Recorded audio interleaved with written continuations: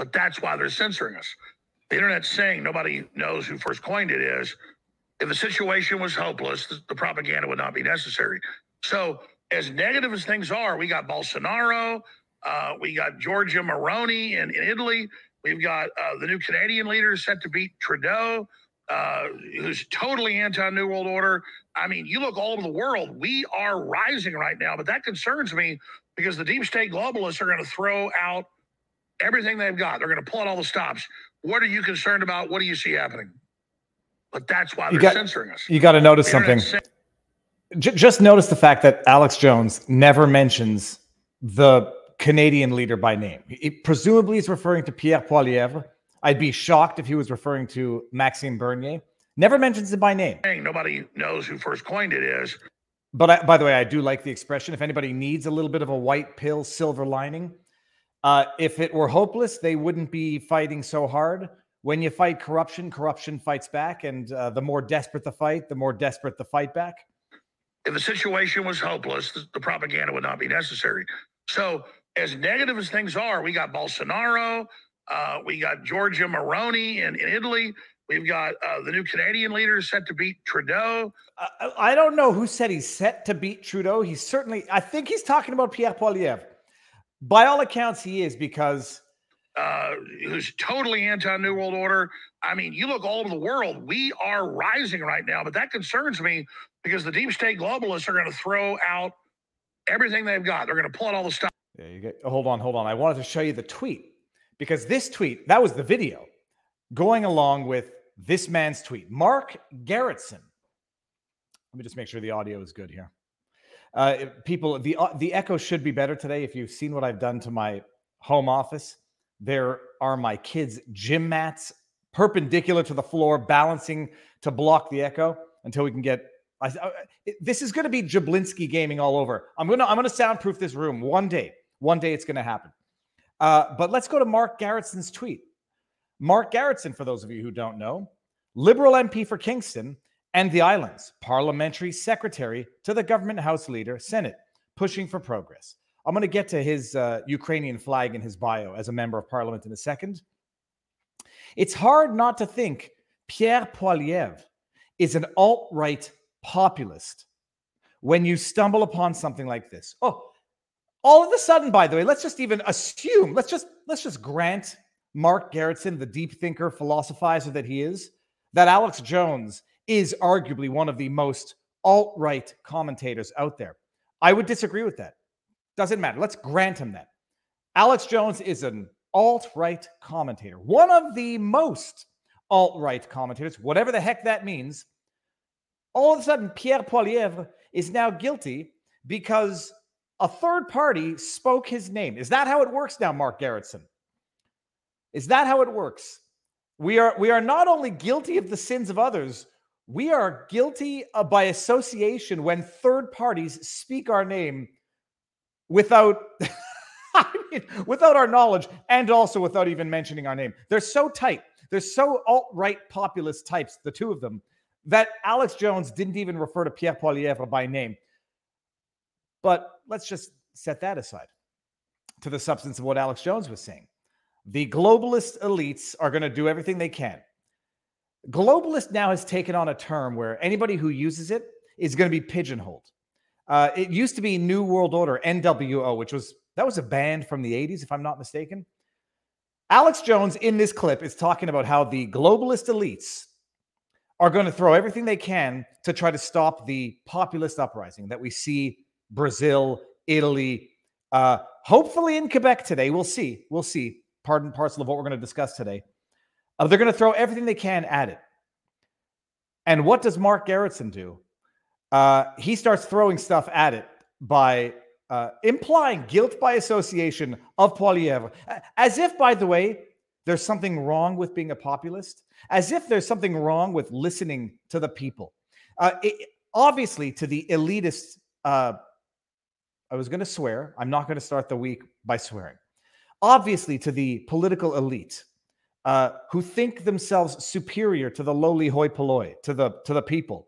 They don't listen to the people. They tell the people what to think. Obviously, to the political elite, being a populist is a problem. Some might say that it's not a problem, that it's actually probably better government when you listen to the people than when you dictate to the people. I might be one of those people. But let's just explore Mark Garretson for a moment. Hold on. I haven't done this. Let's see what happens. Mark, what was his name? Mark Garretson? Mark Garretson, member. Okay, that's it. So Mark Garretson. Let's see, people. Let's see.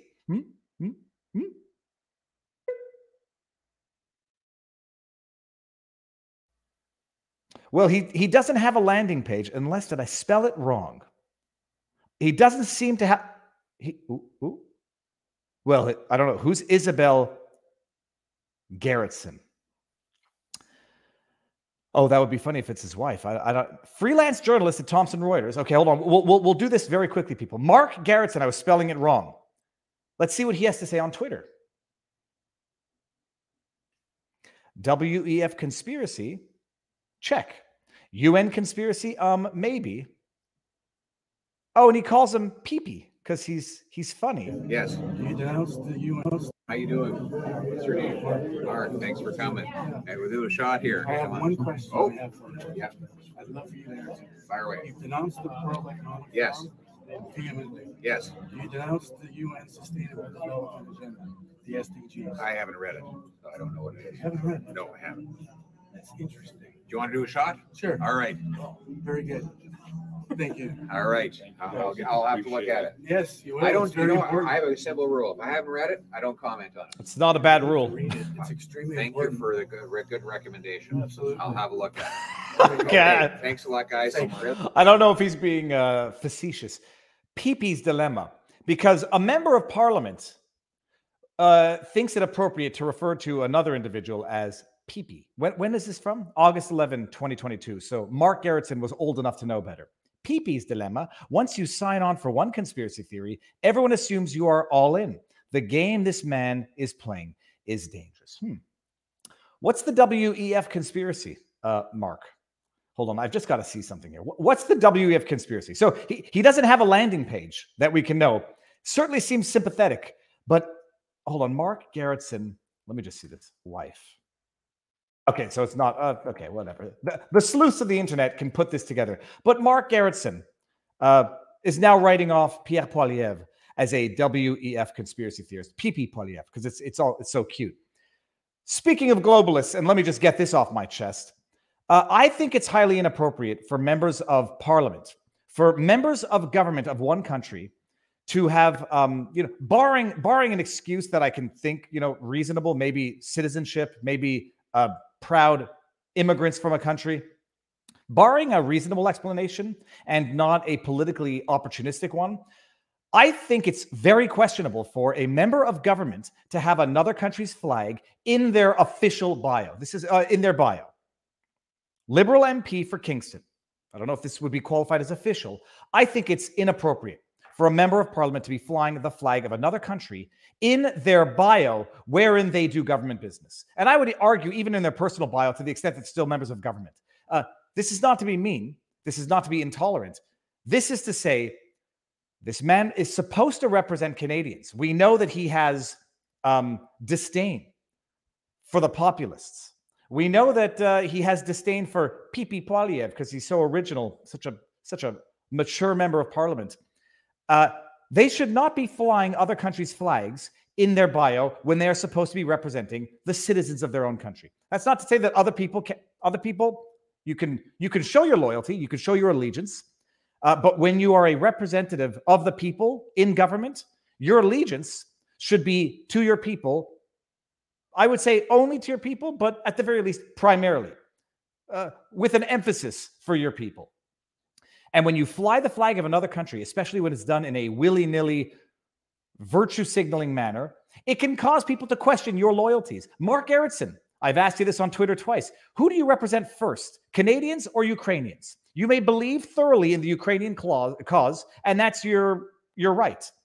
But who do you represent? And when Canadians see the federal government sending billions of dollars to finance, fund, and arm a foreign conflict, when the east coast of Canada itself has just been destroyed and now needs to be rebuilt, people can question your loyalty, and rightfully so. That And I don't know what's going on, but I can make a predictive assessment that if I take a Twitter handle of an individual who has a Ukrainian flag in their bio, I'm going to see some very questionable takes on subject matter. I could predict how they're going to align or what positions they're going to take on. For example, Trump, by and large, not as a hard, fast rule. January 6th, by and large, not a hard, fast rule. COVID, by and large, not a hard and fast rule.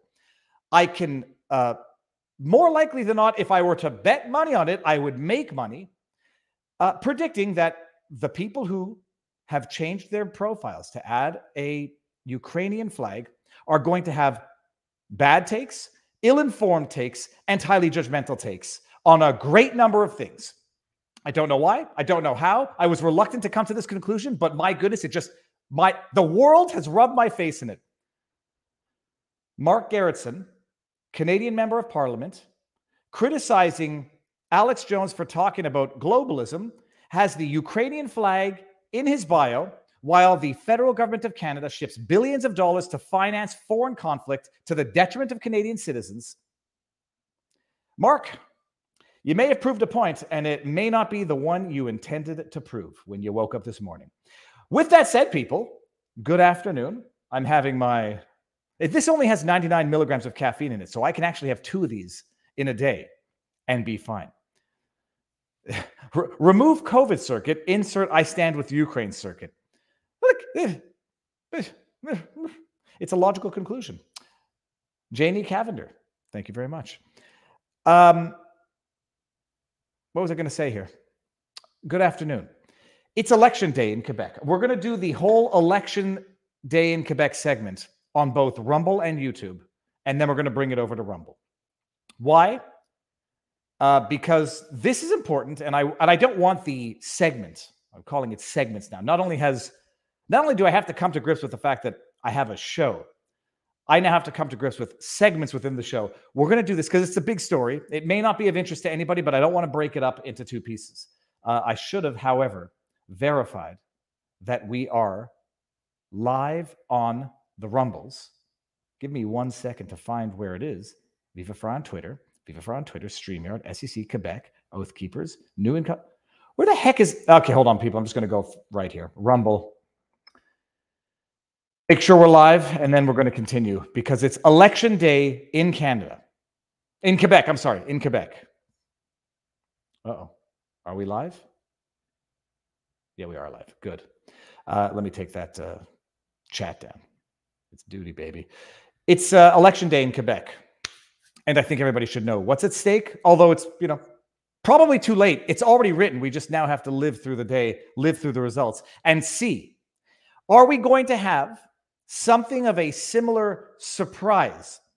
Are the pollsters going to have been off? Are they going to have been wrong? Are we going to see a populist uprising in the political sense in Quebec, the way we saw in Italy, the way we saw, the way we saw that the pollsters were off in Brazil? I hope I'm not screwing up. It's Brazil, Bolsonaro. We're going to see. Are we going to have something along those lines today in Quebec? Provincial elections, the CAQ, and I'm not saying that to be funny. That's what they're called, CAQ. CAQ. It's either a bad word or a poop. It's CAQ, the CAQ, La Coalition Avenir du Québec. That is the current political party that is in power. And we're having provincial elections to see. You got Coalition Avenir de Québec. You got the Liberals. You got not the Bloc, but Parti Québécois. You have your bottom line. With all the parties in the Quebec provincial elections, they are all the same. They are just variations of one another. The only party that's different, for good or for bad, depending on your political ideology, is the Parti Conservateur de Québec, the Conservative Party of Quebec, led by Éric Duhaime. The only political party that differs from all the others. And when I say the only one that differs, I mean the only one that differs. When they passed Bill 15 in Quebec, the law that removed parental supremacy from the Youth Protection Act as the overarching principle, everybody voted for that amendment. You know what? Hold on 1 second. Let me just, I want to make sure that I'm right on that. Bill 15 vote results. I believe it was Bill 15 vote results, Quebec. I believe it was unanimous -1.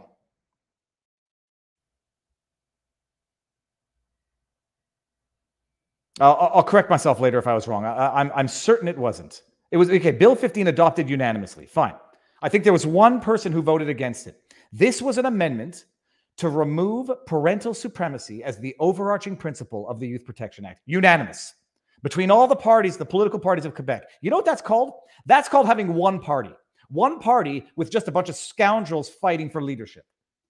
The only party that's different, and you may not like them for being different, is the Conservative Party of Quebec, which is conservative by Canadian standards, probably, I won't say left of the Democrats by American standards, but certainly not what people understand conservatives to be in the United States. We're going to get there. Only you can prevent progressivism. Vote out Prime Minister Castro. It's the election today in Quebec. Is it going to be a ratification of François Legault and his lockdowns, curfews, vaccine passports, mask mandates, what else? Social distancing, language laws? Is it going to be a ratification of that, or are we going to see something that's going to shock and surprise? But people don't know how bad it is in Quebec, even compared to the rest of Canada. This will be repetitive for some of you who have been around here for a while. Nature lover, I'm thinking of you right now because I know I've seen many names who have been here for a while. This will be Jason Kincaid. I know you've been here for a while as well. This will be repetitive for some, but we have to go through it today. During the lockdown in Quebec, during COVID in Quebec, we had in Quebec the same lockdowns as everywhere else. They shut down non-essential businesses. Such unscientific rubbish, and we're going to get to why in a second, because it has now been confirmed, although anybody who knew it, knew it, that I won't say marketing, but rather politics was determining science and not vice versa. The Legault regime was being consulted or advised or managed with a consulting firm, McKinsey Consulting. And everybody who was paying attention knew that policy was being determined by polls and not science in Quebec. In Quebec, at one point in time, when they shut everything down, 2 weeks to flatten the curve, they shut down non-essential businesses. It was so absurd. They shut down non-essential businesses, but left essential businesses open. Pharmacies, pet supply stores, grocery stores, etc. Within those essential businesses, to be fair to the stores that they just shut down, they required, by notice from the government, I've documented all this in videos, that the non-essential items being sold in stores that were essential stores that were allowed to remain open be sectioned off. Do I want to pull this up? Let me see if I can do this. They sectioned off non-essential items with saran wrap. Viva Fry non-essential. I don't know if we're going to be able to get it. I don't know if I'll be able to find it quickly enough. You've all seen it. They sectioned off items, stockings, socks, batteries within pharmacies with saran wrap and said, these are non-essential as determined by government ministerial order. You can go get your bubble gum, chocolate bars and soft drinks and whatever else you need. You can go get all your other crap. But you can't get socks, you can't get batteries, you can't get magazines, you couldn't get birthday cards. You're in the store, you're walking the aisles, you just couldn't take the card because they wrapped it with saran wrap. Okay. I was in a pharmacy, and you know this story, and I'll go quick. I saw a homeless person. He had shoes and no socks on in the middle of winter. He wanted to buy socks. And the clerk said, I can't sell you these. They're non-essential. And I thought it was a setup. I thought it was a Sacha Baron Cohen type dude trying to prove a point. Maybe like that other guy, Eric Andre. I thought it was a setup. And the clerk, I can't sell you socks to a homeless person who had no socks. And that's on François Legault.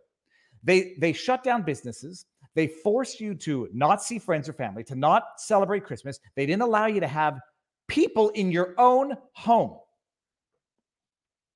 Science. They imposed a curfew. François Legault's tyrannical regime imposed a 5+ month curfew in 2021 when his own health minister, health director, whatever his title, Horacio Arruda, said that there's no science to back up the idea that a curfew is effective at combating a virus. No science, but it'll be a stern reminder of how serious the situation is. And they imposed a curfew for 5.5 months. But because the government is infinitely so smart, they had an exception for walking dogs after 8 o'clock. 8 to 5 in the morning, I think, you couldn't leave your house. Kids couldn't play hockey on outdoor rinks in winter in Quebec, a season that's already depressing enough. 5.5 months in 2021. Repeated in 2022. I think it was only a month or a month and a half in 2022. It was so unscientific and ineffective the first time around, they did it again to flex their big government muscle just to show the people what they can do. And I could go on. Now it's come out, by the way. But I'll get into the unique history of Quebec and Canada. Because what ended up happening recently that pissed off the Anglophones is that François Legault said they're going to amend this law, Bill 101, which is the language law of 1978. They're going to amend it because they don't think it's been effective enough at protecting the French language. It had 40+ years to do it, and it didn't do it. So they're going to make the law even stricter now. And so they're going to... Bill 101 is the law that created what is known as the language police in the province. Literally, Office de la langue française, the office of the French language, where they have these people who go around making sure that, items have French and English, that outdoor signs have a French version of the sign that is nettement prédominant, clearly predominant.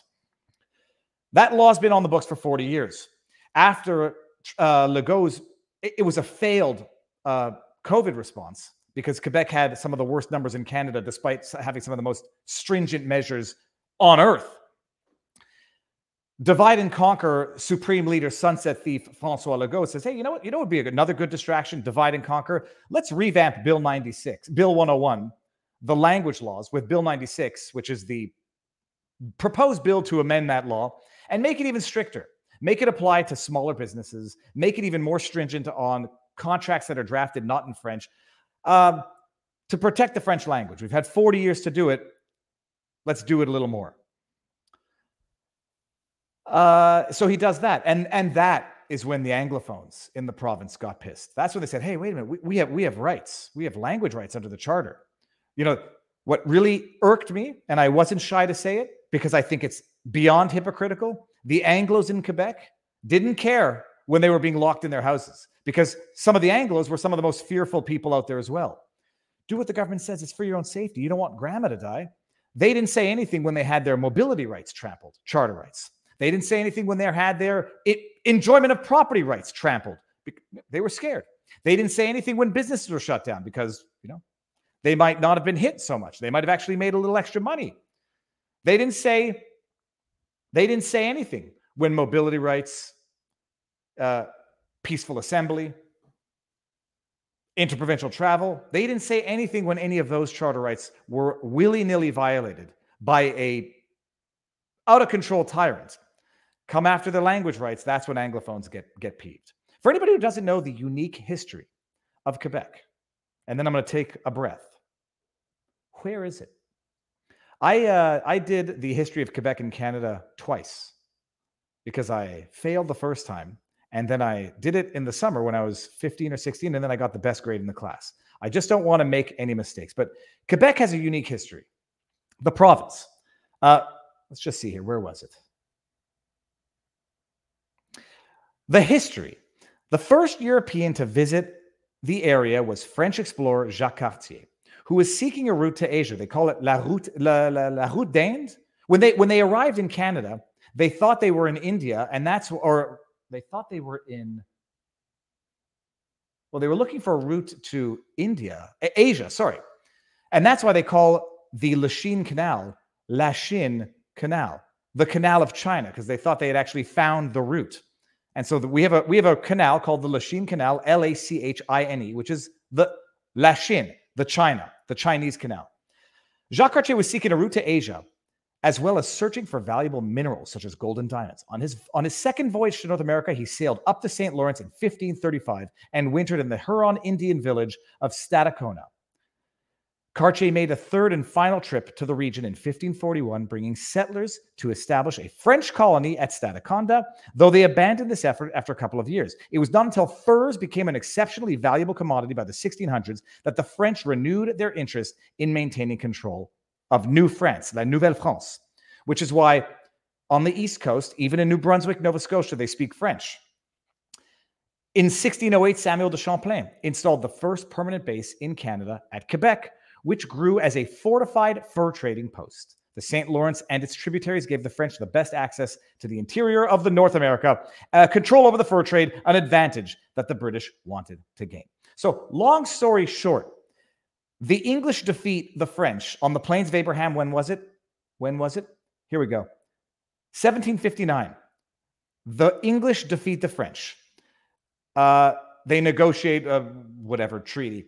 The bottom line, though, is that the French never abandoned their national cultural identity. They fought to preserve themselves as French, and they did it successfully throughout the history of Quebec as a province, so much so that the English just recognized Quebec as a French province. We have a civil code, the Napoleonic Code, and not common law like you have in the rest of the provinces. French is the official language. It's a unique province culturally, historically, linguistically. I still think every province is unique and every province has a unique history. Just to say, in the context of English Canada, Quebec has a linguistically, historically unique history. That explains, the language. The French now want to preserve the French culture, the French language, which was the raison d'être of Bill 101. But I got no problem with that. It's a French province. I have no problem with a French province enacting reasonable legislation if they think it's going to help preserve the French language. The ultimate irony is that I don't think you preserve a culture through law. That being evidenced by the fact that Quebec, as a province, as a culture, survived not because of legislative protection back in the day, but because of a steadfast desire to maintain their cultural identity.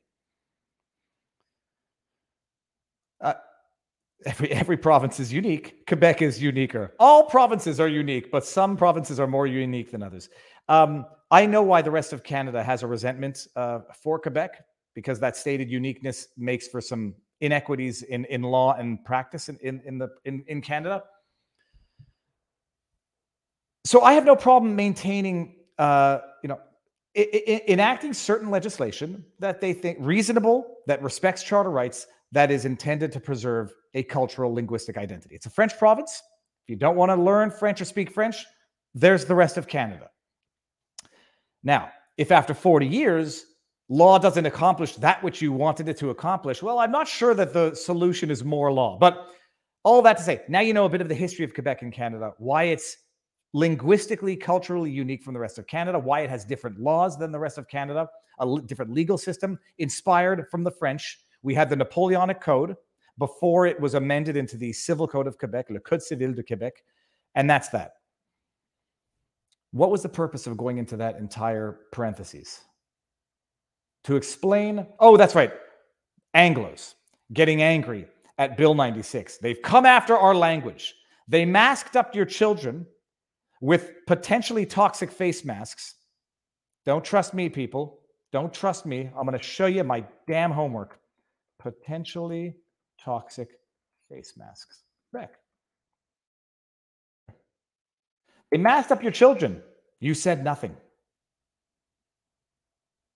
This is from the CBC. They covered it. They just didn't amplify it. That's where I came in. This is from March 26, 2021. They masked up your children. This is François Legault's government. Corrupt, authoritarian, tyrannical to the core. Potentially toxic masks distributed in school and daycares in Quebec. Hey, CBC, have you done a follow-up on this? You've done a follow-up on the 15,000 daycares that got these potentially toxic masks that were emitting graphene particles to the children and daycare professionals who were required to wear them? Gray and blue Ottawa should no longer be used, warned Quebec and Ottawa. One model of mask distributed to Quebec schools and daycares may be dangerous for the lungs, as they could contain a potentially toxic material according to a directive sent out by the provincial government Friday.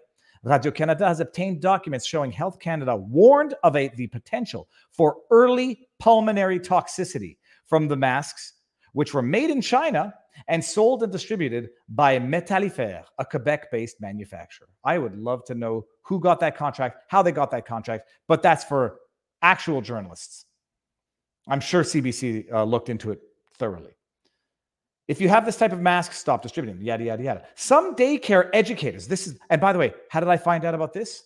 A daycare educator stopped me on the street and sobbed on my shoulder because this person had been wearing the masks for months and said, I thought something was wrong. It felt like I had cat hair in my mouth all the time.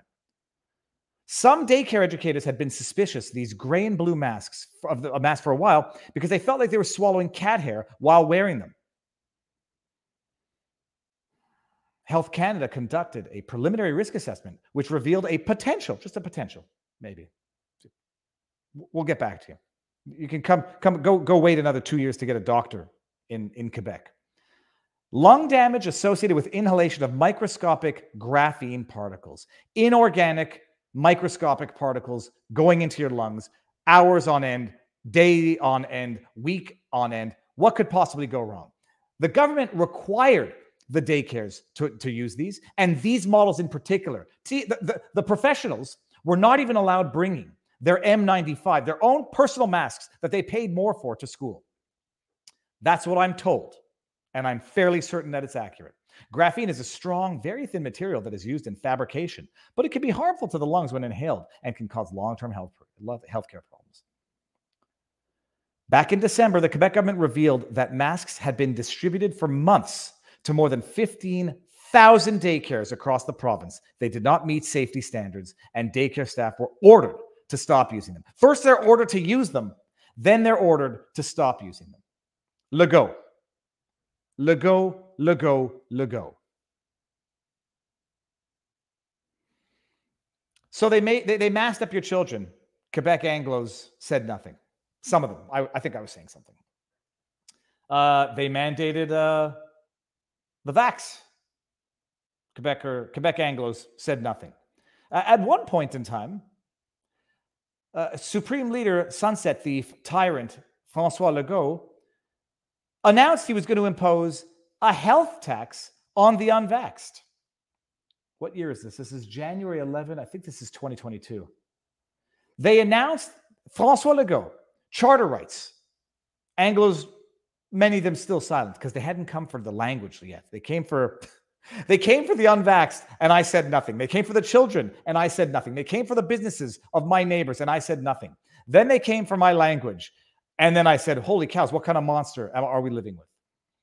Quebec to impose health tax on unvaccinated Canadians. Quebec, which has seen the highest number of COVID-related deaths in Canada.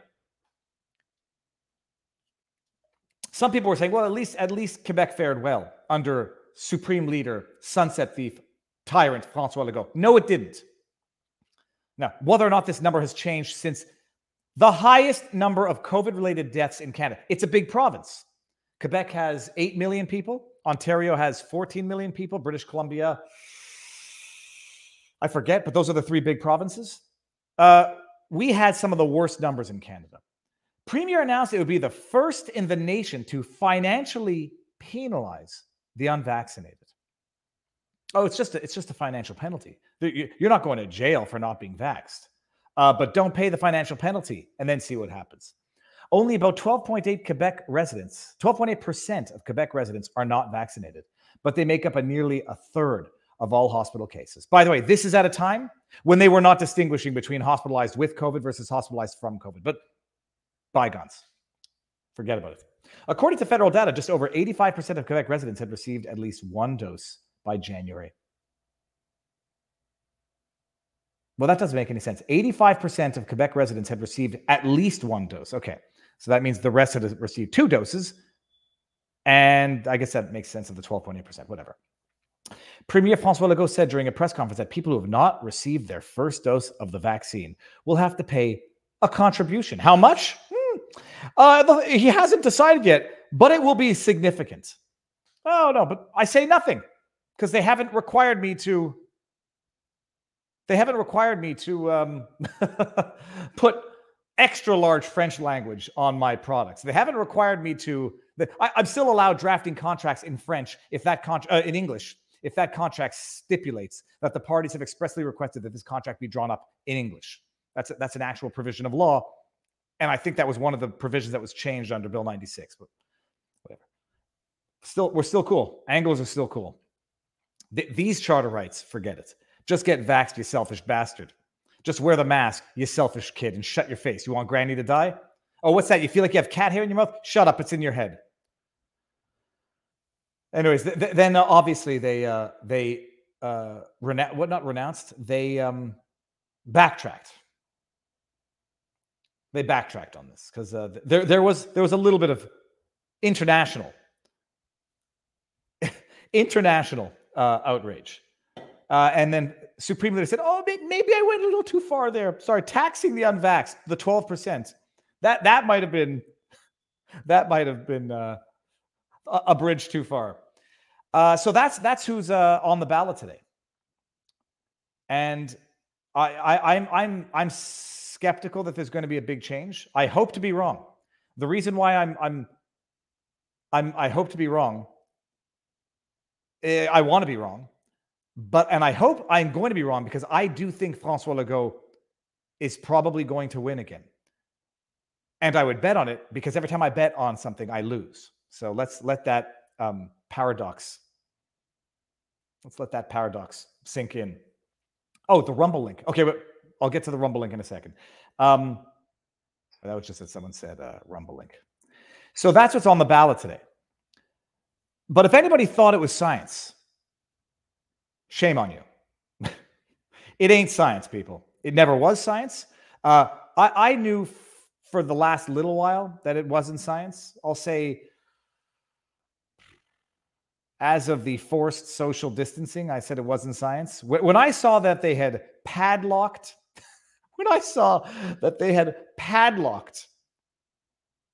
a dog run, an external dog run. Hold on. When I saw that they had padlocked an outdoor dog run, I knew it was no longer science. Check this out. First of all, here's the Rumble link. Boom. Check this out.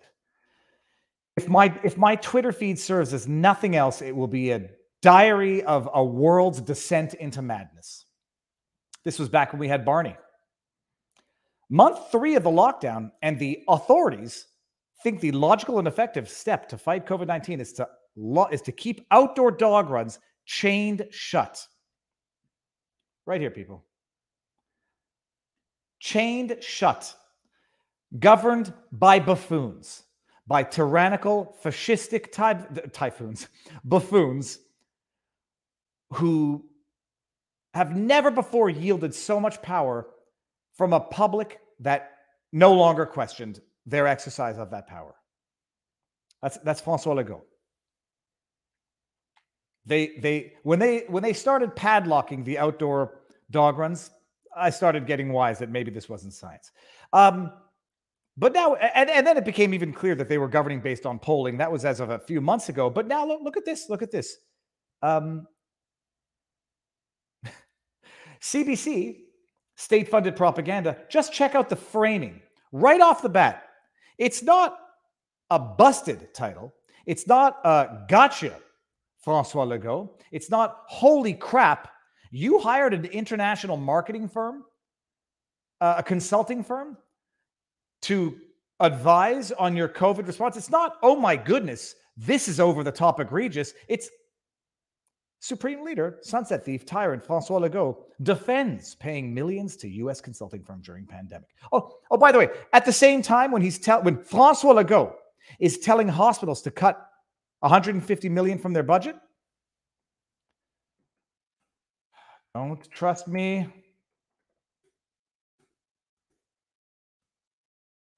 It's not, it'll get there. I'll get there. Hospital. Here we go. While François Legault is ordering hospitals to cut $150 million from their budget, I'll stop saying Supreme Leader. It's getting old. Legault defends paying $6.6 million to a consulting firm. Oh, look at how the state-funded propagandists frame it again. You know what is not reporting? Technically, CBC is not saying it, but just by repeating what the government says with an uncritical, unthinking hand, you're doing the devil's work, CBC. Oh, he paid for advice that helped save lives, he says. Oh, the CBC's not saying it. We're not outraged. We're not the government watchdog. We're the government lapdog. We're not the government scrutinizers. We're the government's mouthpiece.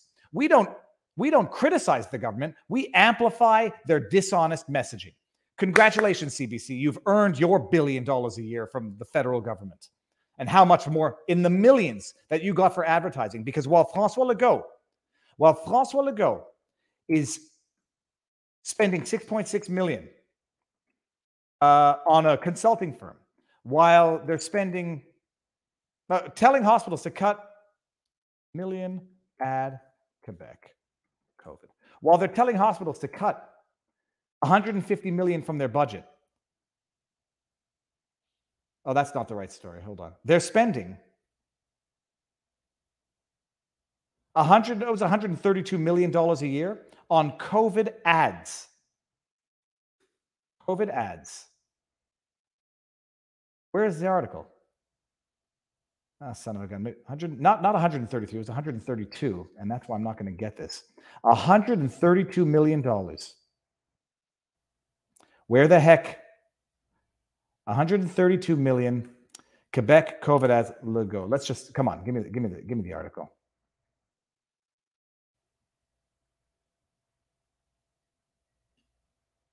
Quebec 132. And you, come on, hold on one second, people. I know that it was here. But that's the consulting firm. I won't be able. Well, if I can't find it, it was $132 million in annual ads for COVID. Because a pandemic that is so deadly, it requires 130 some odd million dollars in advertising. Okay, well, CBC's done a great job framing this, but let's just go into the substance. The political opponents, by the way, it's not anyone, it's not society, it's political opponents criticizing Legault for spending $6.6 million to have a U.S. Consulting agency, help him with COVID. It's messaging. It saved lives. The political opponents of Coalition Avenir Québec, leader François Legault, took aim at him on Friday after it was revealed his government awarded a major American consulting firm $35,000 a day for strategies on managing the COVID-19 pandemic. Let's see what the chat is saying here. A day. Legault said McKinsey and Company advised the government on best practices from around the world as Quebec faced a pandemic for the first time in a century. I'm sorry, are they doctors? McKinsey, they advised on best practices? Oh, I thought they were a consulting firm. The advice from the company saved lives. A Radio-Canada investigation published Friday revealed McKinsey billed the Quebec government $6.6 million, $35,000 a day, and played a key role in the government in the Quebec government's pandemic response, conducting strategy meetings, that's called think tank, and advising the government on the purchase of personal protective equipment. A consulting firm is advising the government on purchasing personal protective equipment. CBC, does that make sense to you? Like you're parroting these talking points. Does that make sense to you? The government needed a consulting firm to advise them on purchasing PPE. Oh, by the way, this is after, of course, Trudeau donated PPE to China. This is after Justin Trudeau, in the onset of the pandemic, donated 16 tons of Canadian PPE to China. Hey, you know what? You shouldn't have donated the PPE. You should buy some more Legault. Oh, by the way, maybe also you shouldn't mention to the public that the government, albeit the federal government, donated 16 tons of PPE and left our long-term healthcare facilities naked to the pandemic. Maybe you shouldn't mention that. That might piss people off. You should go buy some more right now. We're not doctors, but you should go get some PPE. The leaders of the four other main parties say the decision to award millions. Oh, in sole source contracts. Where did we see this before?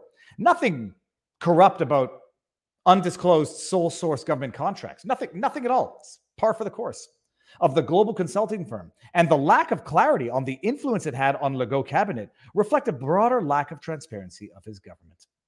Conservative Party of Quebec leader Éric Duhaime said he wants a public inquiry into the contract given to McKinsey.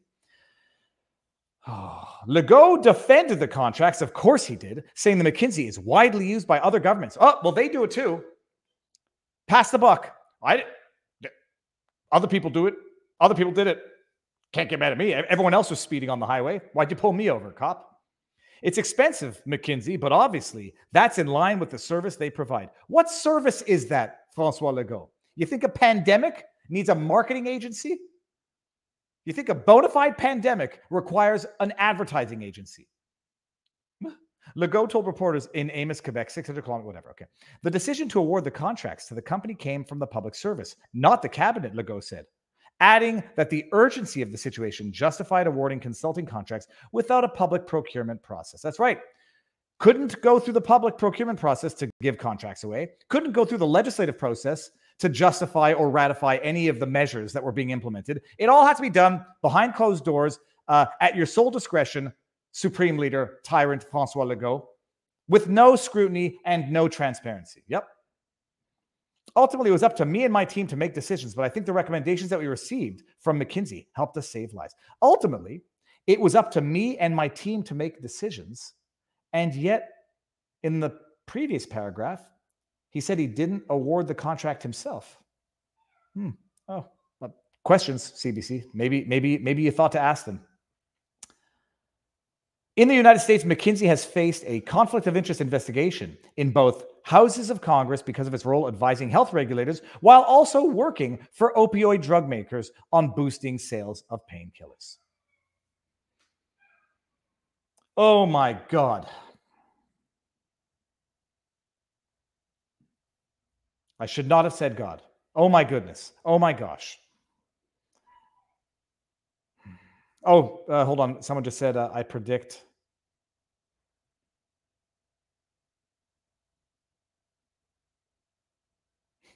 I don't get that. I predict Quebec will get a separatist government again. Well, of course they will. All of the other parties, except for the Quebec Conservative Party, have turned effectively separatist. And Legault now has already gone separatist, sovereigntist, even though it was never part of his platform.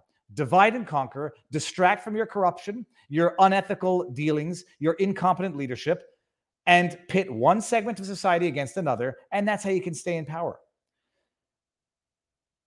You know, that's how every Quebec government is separatist, except for the Conservatives. I don't believe the Conservatives. Anyhow. So that's what's going on in Quebec. Hold on. Something is bothering me. Hold on. I won't be able to... hold on. Bear with me, people. I'm going to get this out of here. Okay. No, not a stop screen share. It's going to drive me nuts if I can't get it and I need to get it. Hold on. I want the homework to be here. It is Google. Come on.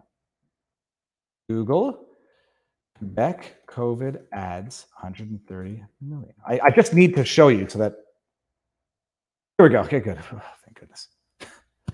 Documents show cost of COVID commercials featuring Quebec celebrities. And by the way, when I talk about other ways to subsidize a media so that they become your lapdogs and not your watchdogs, this is indirect bribery. Pay these flailing legacy media outlets, I don't know how much for ad space, because they sure as heck are not getting it from businesses because they don't have the viewership. Nobody would pay good money to advertise on CJAD, the most frothing at the mouth, propagandist, vitriolic spewing entity out there. Elias Makos, I'm looking at you. Documents show cost of COVID commercials featuring Quebec celebrities. Yada, yada, yada. Okay. Recorded calls from Bernard Deron, Dominique Michel, CTV News anchor Matsumi Takahashi, and Shia Weber aimed at comforting seniors and spreading advice. I think that has a C, not an S. About COVID-19 cost taxpayers $193,000. That's fantastic. Where was it? The COVID Communications Project budgeted around $13 million per month in ad placements. What a way to buy the media. Hey, CJAD, you keep being anti-PPC and we'll keep running ads. Oh, what's that, Radio X out in Quebec City? Criticize our policies? Well, we'll just pull all of those government ads and leave you high and dry for the hundreds of thousands of dollars that we would have otherwise sent to you to propagate our message. Things that actually happened, by the way. $13 million a month. Sorry, I'm going to get that.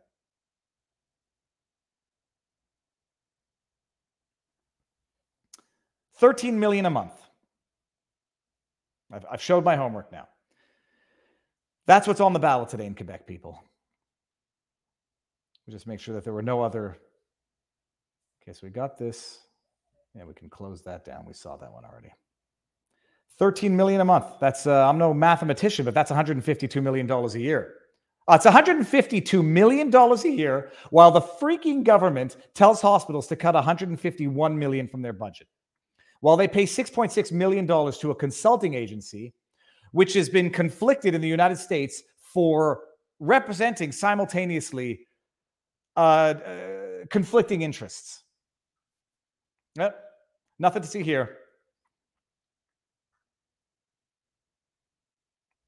$13 million per month. Imagine all the other provinces, let alone Trudeau's contributions. Absolutely.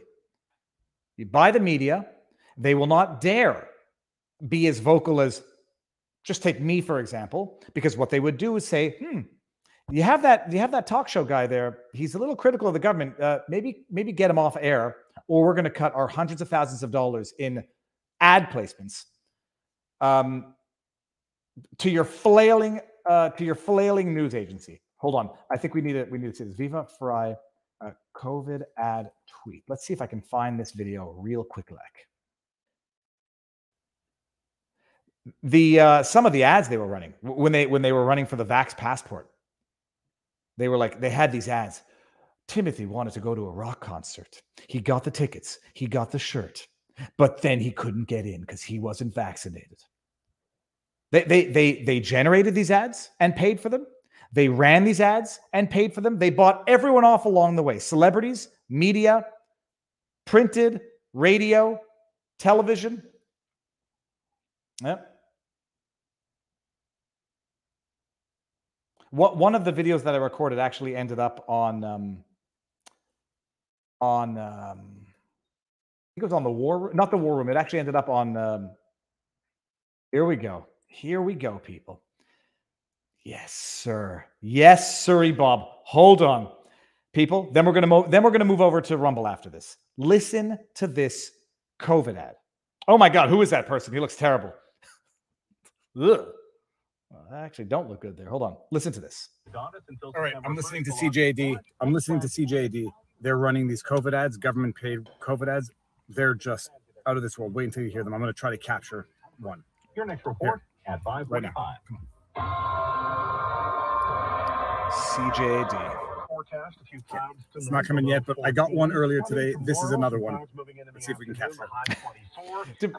By the way, just picture me in the car trying to capture a commercial as it comes on. Sam's excited to see his favorite band play live. Here we go. He thought about it all week. He bought his ticket. He wore his band t-shirt. He went to the concert venue. He wasn't allowed inside the concert venue. He put away his band t-shirt. He threw away his ticket. And he thought about it all week. Don't wait until it hits you. Get vaccinated. Beginning in September, you'll need a vaccination passport to enter certain public spaces. A message from the Gouvernement du Québec. Honey, I don't know what's going on. I can't tell you how angry and disgusted that makes me. It is government paid advertising to get people used to the idea of a vaccine passport so they can be refused entry into things like concerts, and to pressure them, to shame them, and to not say that this is outrageous and atrocious and that no government should ever be doing this, to get you used to it.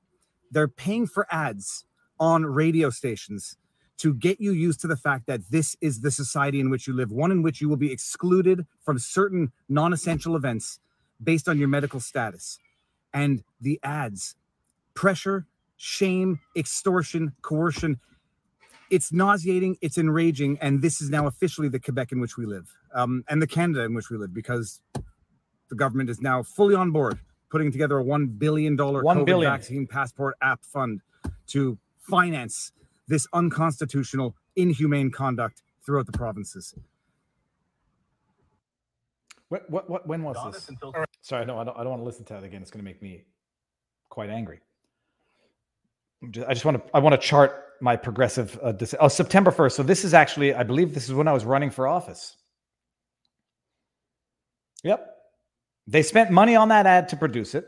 They spent money on that ad to run it. Anglos didn't really care then. You know, oh, your kid can't get into a concert. Selfish bastard should have gotten their jab. Oh, what's that? Now you came for my language. Okay. That's what's on the ballot today, people. So I was going to do an evening stream to see, to follow the results, but I don't want to. Okay. After I read a few super chats, we're going to close this down and mosey on over to the Rumbles. Let me see here. My content, live streaming here. Oh, good. We got 3,362 people on Rumble. What was I going to do? Link. Here you go. And I'm going to read a few super chats before we go over. Walgreens running ad right now with 6-year-old kids saying, "I got vax to protect my little brother."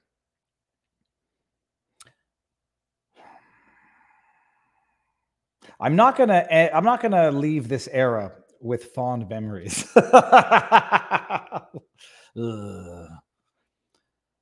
Here we go. What do we got here? Funny how the government can force a man to war, to fight and die, but the government can't make any business to run a free ad. No, they need a consulting firm. What was it? $35,000 a day? Not a bad racket. Not a bad racket at all. There were a couple more chats here. Only you can prevent progressivism. Okay, I got to that one. Robert Williams, thank you very much. I don't know if you meant to put a message in there. I hope you didn't, but thank you. And I haven't checked in a while. How is the JCCF lawsuit against Trudeau on the violation of the Charter of Rights going? I did an interview with Keith Wilson, he's representing Brian Peckford. They had a hearing on the mootness. I forget what month it is now, but it was like a couple of weeks ago. And I did an interview with Keith Wilson the day after that hearing. They are waiting on the judge to determine whether or not they dismiss that lawsuit on mootness or whether or not the lawsuit gets to continue to the merits, which has already been scheduled for some time in the near future. Okay. Everyone, let's mosey on over to the Rumbles. Let me see right now. I got everything. Let's do it. Here. Rumble, going to end the chat on the stream on YouTube, and we're going to get into some American stuff. That's Quebec, people. You know a bit of the history of Quebec and Canada. You know the context in Quebec. You know what's going on now. You can have a more educated discussion with your friends and family if you are not from Quebec. So I hope I've served my purpose for the day. Removing from YouTube, going to Rumble in 3, 2, 1. I think we're alone now. I wonder if this is ever going to get copy strike for me singing. I think we're alone now. There doesn't seem to be. All righty. Now let me do one thing before we do that. I'm going to go put the pinned link in the comment. I want to put the link in the pinned comment is what I'm saying. I see a Newt Gingrich ad. Link to Rumble. And as of tomorrow, people, I'm going to be doing some ad reads after I've done thorough homework on these. It's ironic that I'm seeing an ad on my YouTube video for a company that is going to be sponsoring some videos on a going forward basis. But stay tuned. It's going to be a new era. Viva, let me see. I want to do Viva merch. Okay, www.vivafry.com. And locals. www.vivabarneslaw.locals.com. Anybody wants merch, by the way? Viva Fry. I'm not good at selling stuff, but selling my merch, I should say. Pin comment. Okay, we are now, by the looks of it, live and well on the Rumbles. Oh, that's me right there. Okay, great. Let me see. The chat is good. Let's Rumble from Christine454. I grew up with Kevin Sorbo's performance as Hercules. That is from Ninjio Noko Koyibito. And Delete Twitter says government is corrupt and patriots are the new government. And someone says, Kenzie67, no censorship on Rumble. There's no censorship. There's just rules that Robert Barnes and I have drafted that we're crafting and that we're currently, in the process of working on and evolving as the world continues to evolve. What do we get to now? I want a Viva Fro wig. Are we too far? Are we too close to Halloween to make a Viva mask? Probably. Okay, but anyways, I think that would be bordering on a form of idolatry, which I do not condone. So everyone is free to dress up like Weird Al Yankovic. Bada bing, bada boom. What do we cover now, people? Let me just go to the list and I'll go to the chat and see what people want to cover. We've got Oath Keeper's trial begins January 6th. Kim Kardashian is going to pay $1.5 million for not disclosing the fact that she was being paid to make a sponsored post about one of those NFT thingy things. Cheating scandal. Let's lighten up the mood. And I'm going to illustrate. This illustrates a point that I've said time and time again. High school never ends. It just gets bigger. And some kids never grow up. There are, if you're going to cheat, don't be juvenile in the way that you cheat. A juvenile in the sense that it's such a dumb idea that I don't understand how people don't think 3 steps ahead. Like Barnes always says, prisons are just filled with the criminals who get caught. So in that sense, the criminals in jail are not the crafty criminals. The ones who don't get caught are the crafty criminals. The ones who don't get caught cheating are the crafty cheaters. And those who get caught cheating, in the manner in which these individuals got caught cheating, you're just a child in an adult's body. But it is classic, and it'll change the tone a little bit for the day. Let's see who's interested in this. Guy Fawkes Viva Fry mask from Rob A. That's too much. Okay. Cheating scandal at Ohio tournament rocks the competitive fishing world. It would have been funnier if there were rocks in the bellies of the walleye as opposed to lead weights.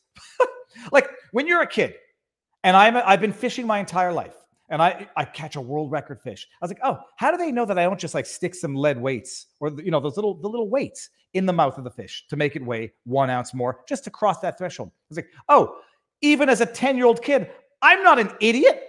I was like, okay, they're going to check the fish. And unless you throw the fish back, but whatever, I don't know how the rules work. They're going to check the fish. These people thought they were going to get away with this and win a fishing tournament. And I want to show you the video afterwards because another thing, if I get caught cheating at a fishing tournament, I'm going to be scared for my life. And I'm saying that absolutely non-judgmentally. Just like there's people who are working hard, got up early. You're in a hunting crowd to begin with. When they see a bald-faced cheater who was just about to take money out of their pocket, I wouldn't want to stick around for much longer. Okay, let's read this. There's something fishy going on in the competitive fishing world. The would-be winners of almost $29,000 at an Ohio fishing tournament were disqualified on Friday after it was discovered their fish were stuffed with lead weights and fish fillets. Now, I'm always one to give people the benefit of the doubt. And so maybe, just maybe, these fish had a proclivity for eating sunken weights. I mean, walleye, it was a walleye tournament, right? Yeah, it was walleye. Walleye are notoriously hard to catch, at least for me. I've only caught one by accident in my entire life, but they're not scavengers. They're not sharks. They're not, what other animal is a scavenger that eats crap off the bottom of the ocean? They're not scavengers. And so the idea that they would accidentally ingest multiple weights, you've got to be an idiot to have this be your plan and think you're going to get away with it. Jason Fisher. His name is Fisher. Come on, man. They can't.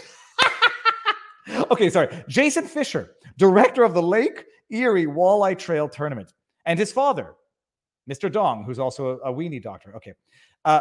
Jason Fisher, the director of the Lake Erie Walleye Trail Tournament, told CNN he was immediately suspicious when one team's fish weighed almost twice what he expected they would at the Cleveland Championship weigh-in. And but they get so greedy, they don't go reasonable. These fish were like 4-pound fish, and they weighed 7 pounds. Fishermen are going to be able to determine that with their eyes. You got greedy. How about just a few weights? Make them weigh 4.5 pounds, not 4 pounds. The walleye and the buckets would each weigh 4 pounds. They indicated they weighed 7 pounds each. I thought there's just no way. I could also hear the crowd grumbling like, no, there's no way.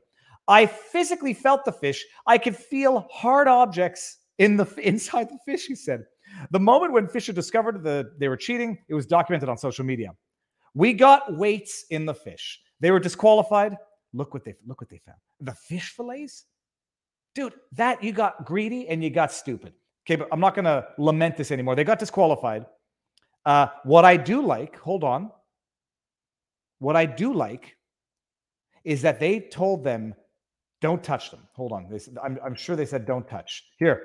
The crowd, you just lost everything, one person is heard saying to the angler. The video shows Fisher telling Runyon to leave and telling the crowd not to touch him. That's what I like.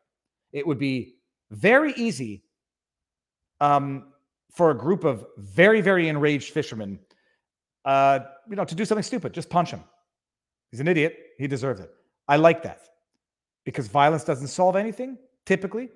And especially in that circumstance, someone loses their temper, the cheaters get to look like victims. And someone who is a victim of the cheating will go to jail. But we got to watch the video because it was son of a beasting. I lost it. Hold on. YouTube. Got to hear it. Like when they find the Ohio fishermen caught cheating, when they find the weights and the crowd erupts. Let me see if this is the one. The crowd erupts, and my goodness. Jimmy. You lost all these fucking years. You fucking piece of shit. You fucking piece of shit. Every one of you. He needs to be arrested. He needs to be prosecuted. Call the cops. Call the fucking cops. How many tournaments have you done this? Yeah. Jason, we got to file police. All of them. Every fucking single fucking thing. Wow. That wasn't the one where they said we got weights. But anyhow, we got weights and downhill from there. Don't cheat, people. Live as though there is a constant camera on you. Okay, I'm just reading some of the... Violence begets violence. Viva is a liberal. Matuzzi. Okay, violence begets violence is Azart. A-Z-A-R-T. Viva is a liberal is Matuzzi. These words have no meaning anymore as far as I'm concerned. I have beliefs which are certainly on both ends of the political spectrum, as I think 90% of the people out there. So that's the story coming out of Ohio.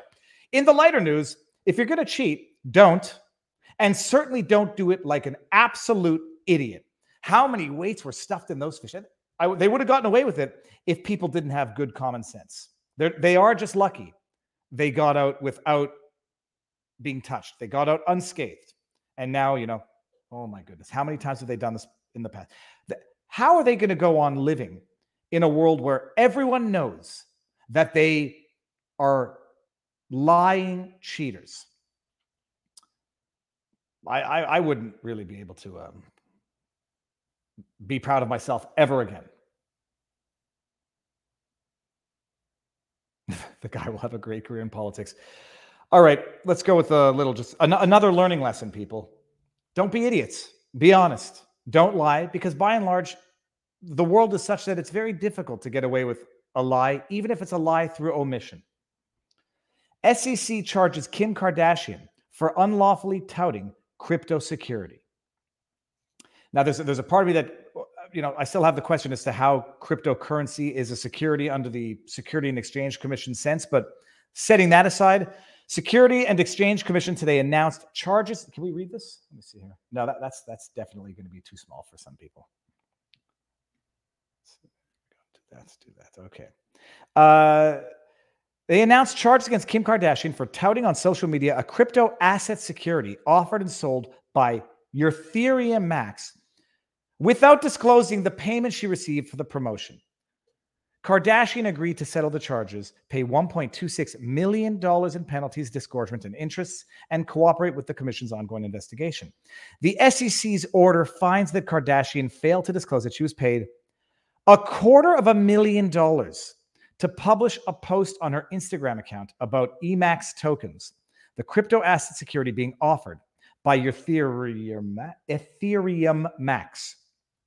Kardashian's post contained a link to the Ethereum Max website, which provided instructions for potential investors to purchase EMAX tokens.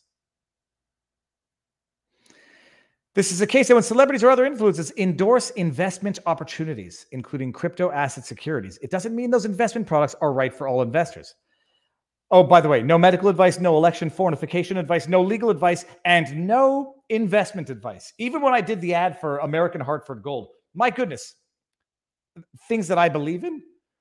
But full disclosure, we encourage investors to consider an investment's potential risk and opportunities, yada, yada, yada. She's going to pay. The SEC's orders finds that Kardashian violated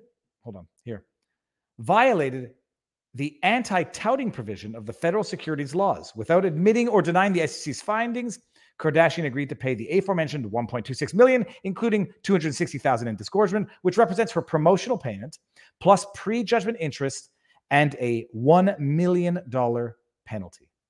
Kardashian also agreed to not promote any crypto asset securities for 3 years. I don't know. I don't know if it's an irrational fear of a proverbial camera in the sky, if it's the fear of being thought of as a liar, or being thought of as someone who was not entirely forthright at all times.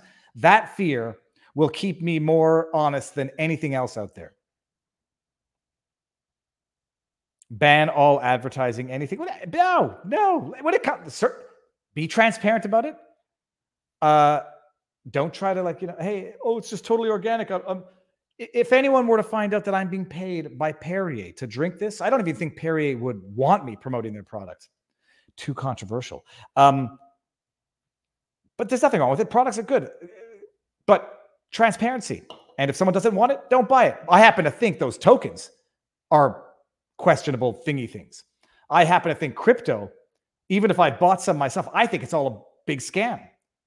So that's that. But the crypto, but then to run a sponsored post and not disclose it and get people to buy into this crap when you're making it on both ends.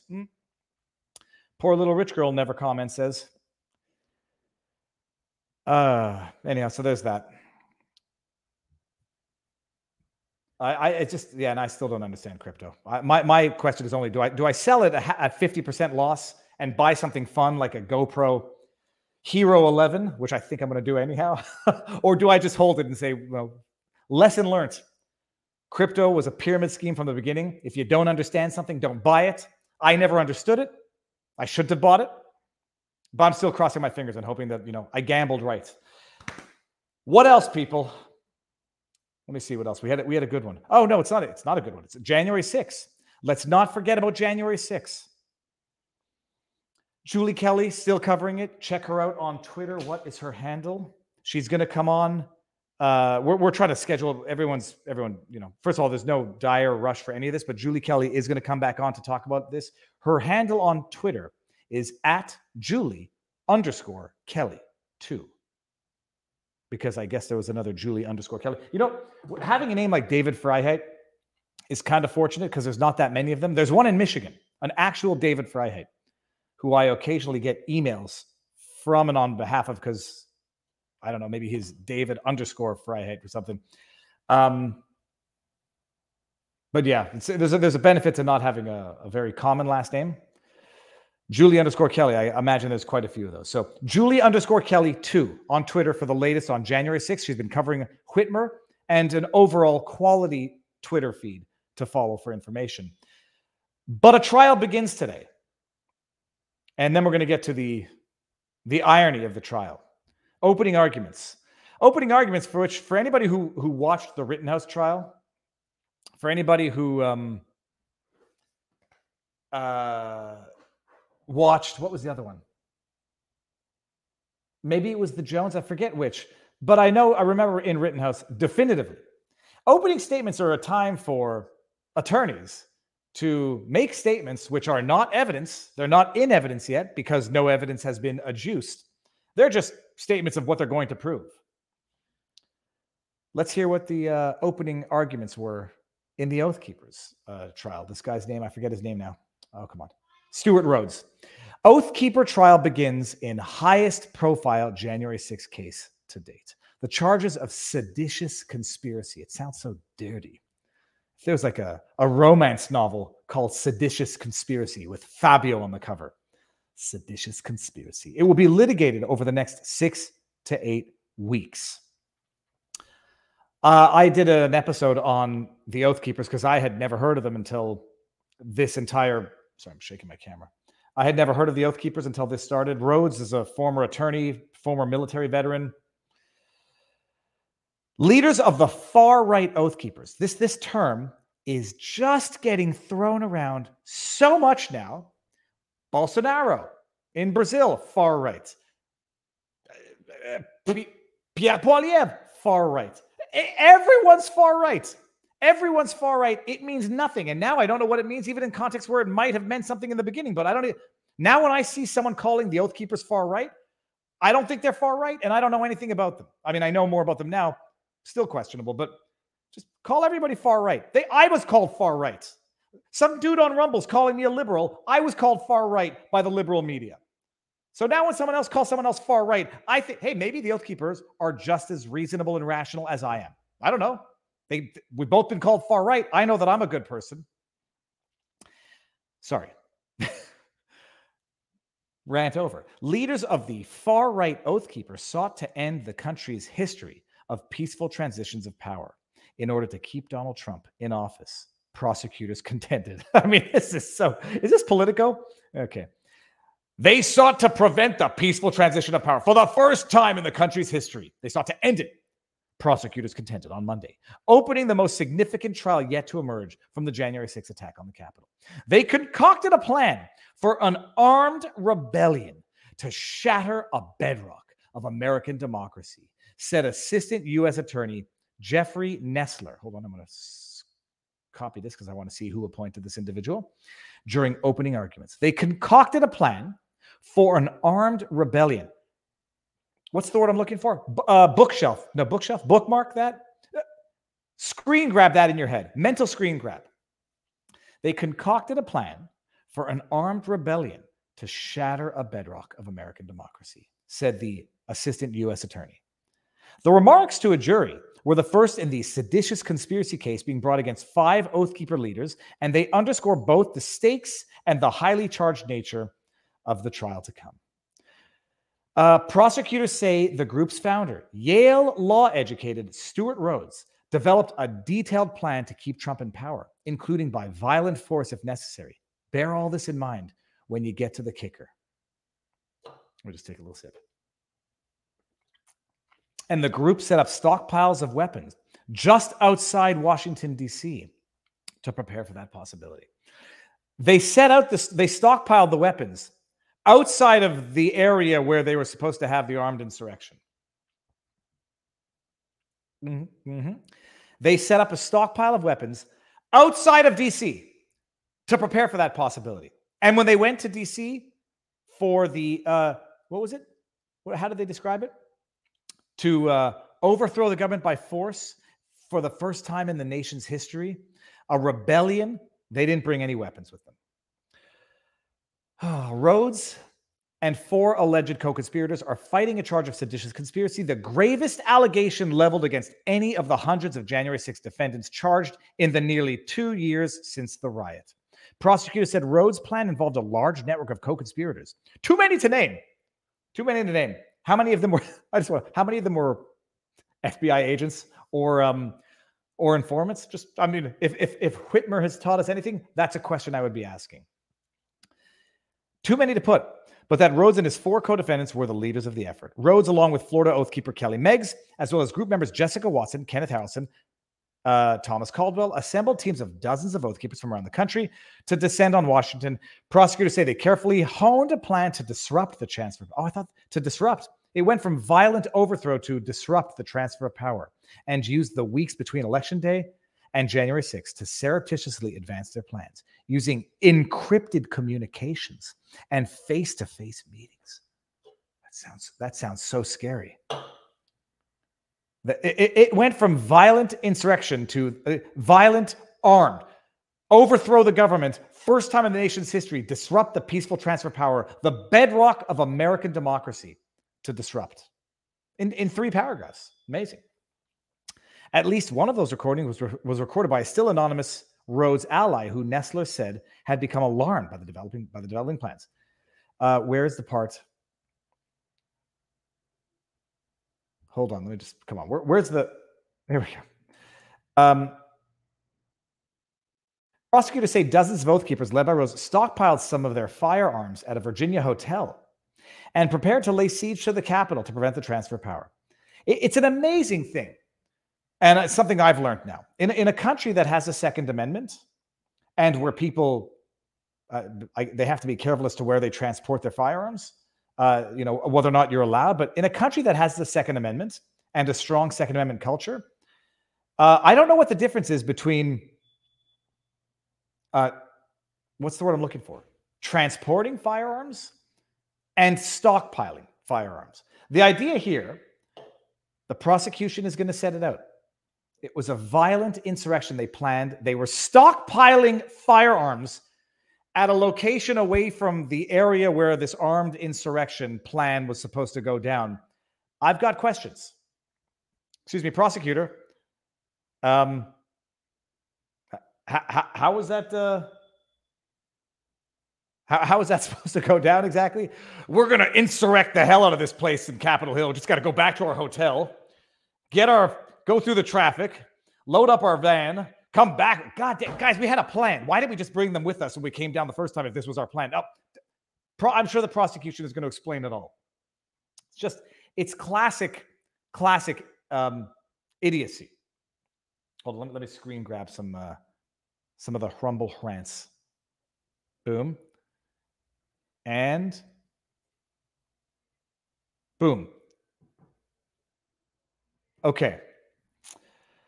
That's the plan. That was the plan. It was supposed to be, we're stockpiling weapons. We're just going to leave them at the hotel while we descend on the Capitol to violently insurrect and prevent the transfer of power. Yeah, makes sense. Prosecutors say the group's founder, Yale-educated Stuart Rhodes, developed. Okay, no, hold on. We were there. The Oath Keepers' plan to argue everything they did was legal. Members of the group say they were primarily in Washington to serve as security details for pro-Trump VIPs like Roger Stone, who were speaking at rallies on January 5 and 6 to protest Trump's defeat.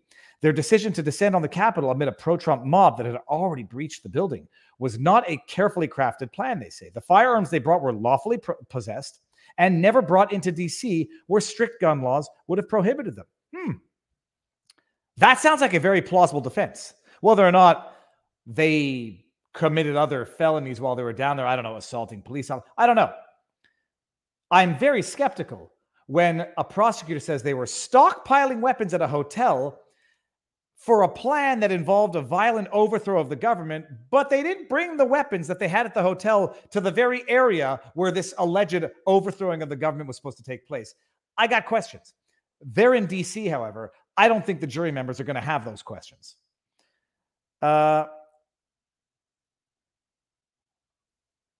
Let's see this. Notably, Rhodes and his allies say they had been girding for the possibility that Trump would invoke the Insurrection Act as part of the bid to remain in power, a decision they contend could have permitted them to act as a government-sanctioned militia.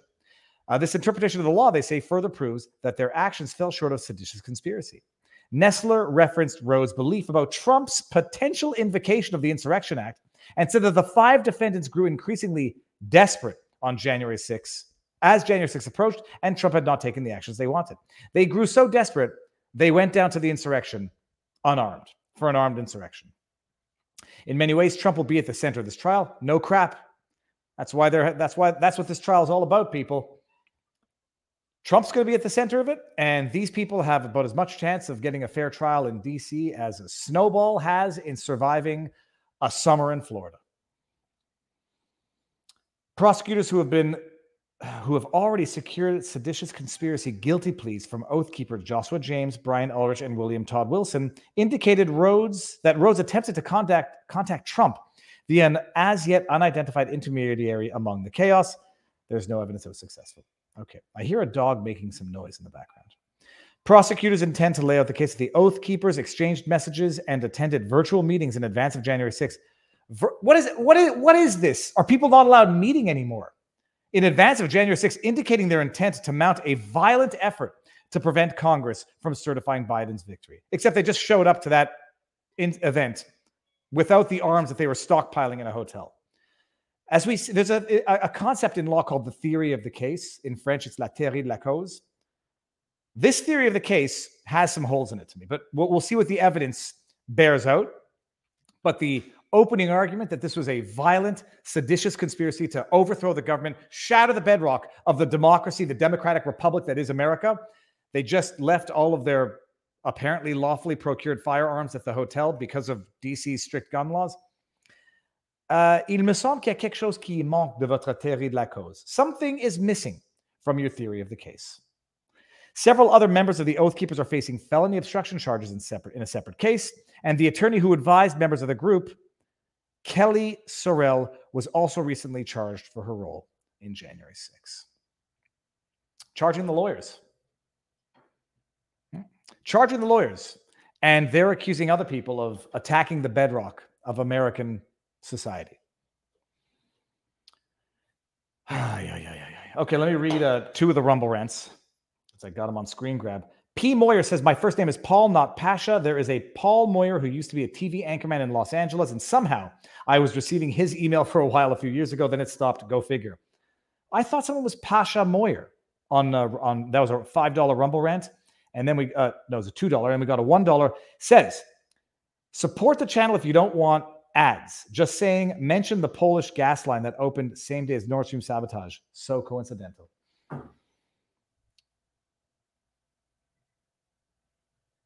Oh, and then Vicky Lynn 1974 says, Viva, before you end the stream today, would you maybe delay 10 to 15 seconds after you last speak before hitting the button? The stream keep cutting off mid-sentence. Okay, what I'll do to make it totally creepy, I'm just going to stare at the camera for 15 seconds like this.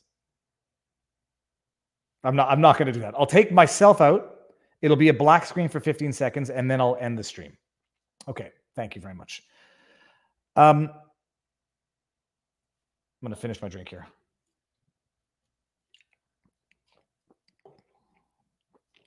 Yeah, man. Meanwhile, the Capitol cop who shot Ashley Babbitt, nothing.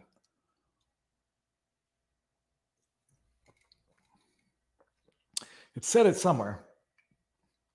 It said, yeah, 99 milligrams of caffeine, approximately 8-ounce cup of coffee. I can have another one later. Okay, there's more. There's more. I'm not sure that there's much more. Share screen. So that's January 6th. I'll be following that. It's not going to be televised, I don't think. I don't know why I said it. It's not going to be televised. So I'll be following that. Julie Kelly will come next week, give us the recap on all this. It's going to be a long trial. So it's going to be as longer trial than Alex Jones on his damages, which is going on for just way too long. I can't watch the Alex Jones trial anymore because it's too upsetting. Oh, Pasha, it is Pasha Moyer, but Pasha is my nickname. Thank you. The Alex Jones trial is too upsetting to watch because it's in my view, it's the exploitation is what's the word? Unendurable? Is that a word? I can't watch it. When Jones comes on the stand, when there's an interesting thing to watch, I'll stream it. I'm following it, but I find it just too upsetting to watch because I find it to be pure exploitation of the misery of these parents by the plaintiff's counsel. This trial has been the Alex Jones trial on the damages from his no longer allegedly defamatory statements, it's a trial as though Alex Jones is responsible for what happened. And it's just, it's too hard to watch for me. Do the creepy stick. Rob A says, do the creepy stick. I can't. But you know, the funny thing is, on the internet, once I've done it for 1 second, there's no reason not to do it for 15 seconds because someone can just slow that down and then it'll be like, always have to be conscious of everything you're doing on the interwebs because it's eternal. The interwebs are eternal. Okay, what's the next story that I have on the lineup here? I forgot now. The Oath Keepers, Election Day in Quebec. And this was another lighthearted one.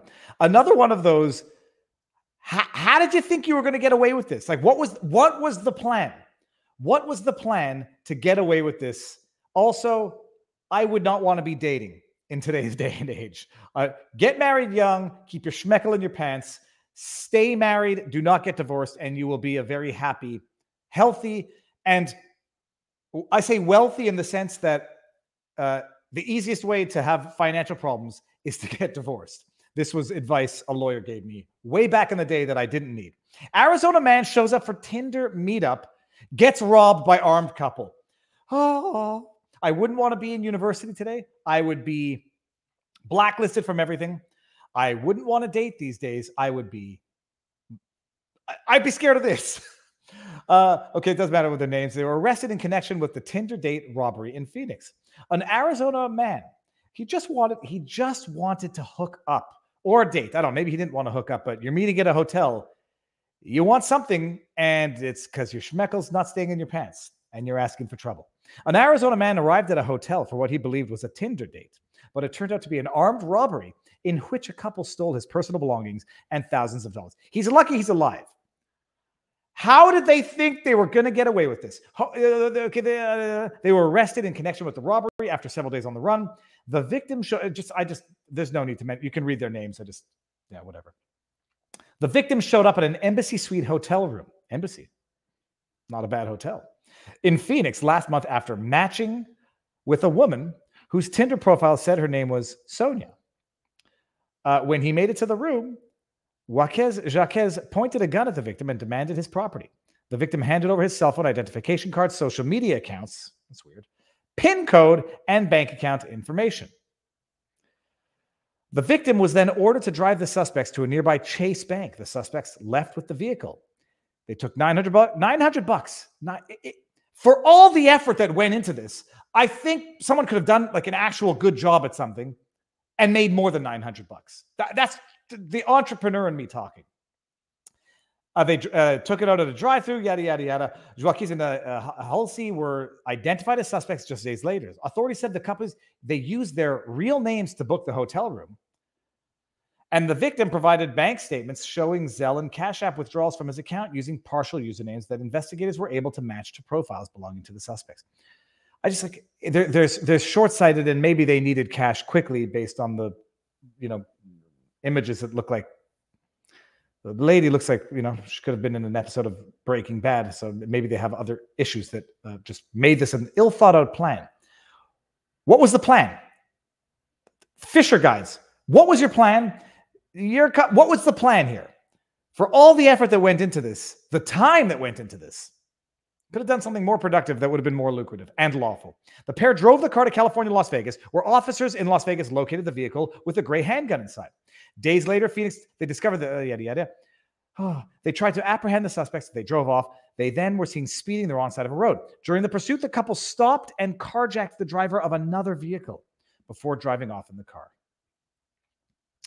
They faced multiple charges. NSS, that would be a no SHIT, Sherlock. Oh, mamacita. I don't know what people are thinking. Why is chat so far from the picture? Asks Jean-Louise. They have tons of issues, Viva. I guess that's probably a fair assessment. That is a comment from banned from YouTube. No, sorry. They expected the police to stand down. Banned from YouTube. And Eric Amanda says they have tons of issues. All right. Then we have actually just two more things. I said Justin Trudeau is still the gaslighter in chief. Justin Trudeau. What is this? A hair? Whose hair is this? What is that? That appears to be one of my wife's. It's definitely not mine. Okay. It's my wife's, people. No jokes. Justin Trudeau. Don't get to the punchline. I don't want to get to the punchline yet. It has to be deliberate. It just has to be deliberate to provoke a response from people, maybe like myself. Maybe he's hoping for different types of provocation responses from others. This is the Prime Minister of Canada lecturing the world on what's going on in Iran. Tonight through Tuesday night, buildings on Parliament Hill will be illuminated in the colors of the Iranian flag. We are standing in solidarity with women and others. It's weird. Both in Iran and around the world, this also doesn't make sense, who are protesting peacefully for their human rights. And we always will. I swear to you, I read this and I thought it was a tweet from Justin Trudeau's ego parody account. I mean, let's just read this again. This is from Justin Trudeau, invoker of the Emergency Measures Act, stomper of Canadians, assaulter of female journalists. His RCMP assaulted a female journalist, Alexa Lavoie. He only groped a reporter, but he apologized for that. We'll get there. Tonight through Tuesday night, buildings on Parliament Hill will be illuminated in the colors of the Iranian flag. I think this is inappropriate practice. If I were Prime Minister, I would, I don't know, you can prohibit this practice. I think you could because it's your government. I think this is inappropriate. If you want to show solidarity, you do it in another way.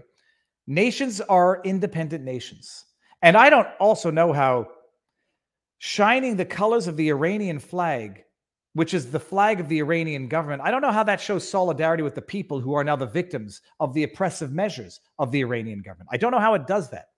But I'm not a fan of importing foreign conflict and importing foreign flags on a national government. Something about it strikes me as, it rubs me the wrong way. But setting that aside, I think it's also just totally counterintuitive. It's almost like pledging allegiance to the Iranian government. We're standing in solidarity with women and others, both in Iran and around the world, just not in Canada, who are protesting peacefully for their human rights, just like the Ottawa protest convoy was doing, peacefully for their human rights. And we always will, except in Canada. It's gaslighting like it has to be deliberate because he knows what people are going to say. He knows what he did. It's crafted as though to provoke a response from the people who know that he is a gaslighting liar. But I bring the receipts. Justin Trudeau stands in solidarity with women when he's not groping them, firing them, or having them incarcerated. And I believe this. Justin Trudeau is a genuinely bad man. That's my opinion. What's not my opinion? The Guardian.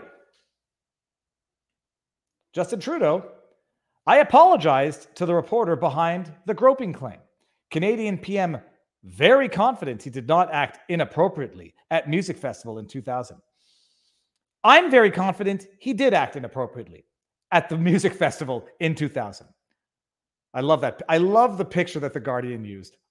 It's almost like, we all know exactly what it's like. He apologized to the reporter behind a groping claim where he allegedly inappropriately touched her. He apologized for it. You know what innocent people don't do? They don't apologize for groping someone when they didn't grope someone. This strikes me as like, I thought you were down with what I was going to do. Like, I'm the pretty boy in government. He's not prime minister by any means at that point, but oh yeah, he stands with women's rights. Jody Wilson-Raybould, the man who fought Justin Trudeau. He fired Jody Wilson-Raybould because she refused to adhere to his corrupt demands not to criminally prosecute a construction conglomerate, SNC-Lavalin, despite his pressure. And when she said, no, we're going to prosecute them, I'm not entering into a deferred prosecution agreement, he fired her.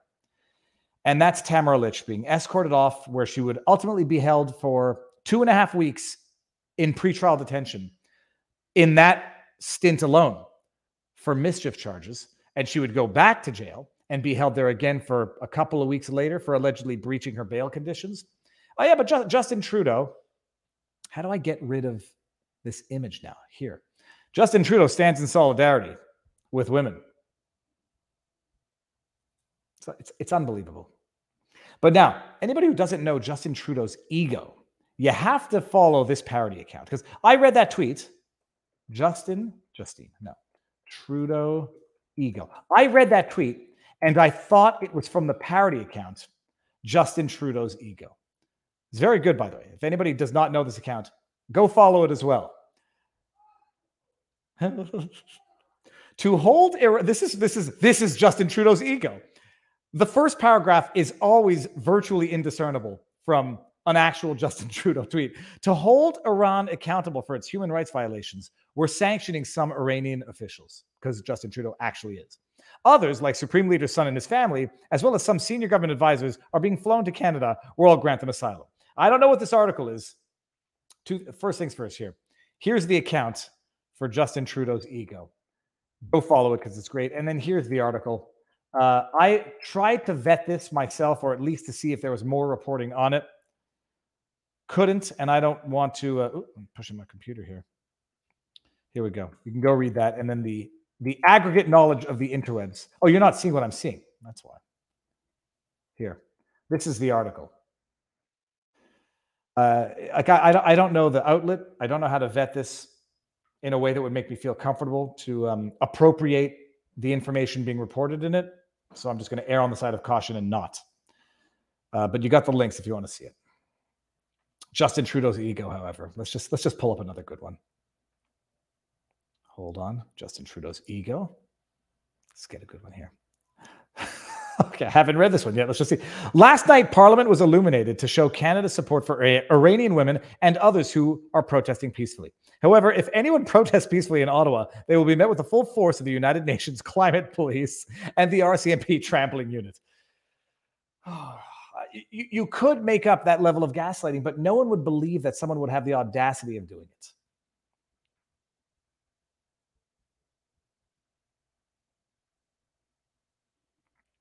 Just reading some of the chats here. So that's Justin Trudeau, still the gaslighter in chief of Canada. And I guess we'll end with this. Kamala Harris. You got to listen to this, people. The politics of division. It is our lowest income communities and our communities of color that are most impacted by these extreme conditions and impacted by issues that are not of their own making. And so we making. Absolutely. Of their own making. I'm sorry, and impacted by issues that are not of their own making. And so absolutely. And so we have to address this in a way that is about giving resources based on equity, understanding that we fight for equality, but we also need to fight for equity, understanding not everyone starts out at the same place. And if we want people to be in an equal place, sometimes we have to take into account those disparities and do that work.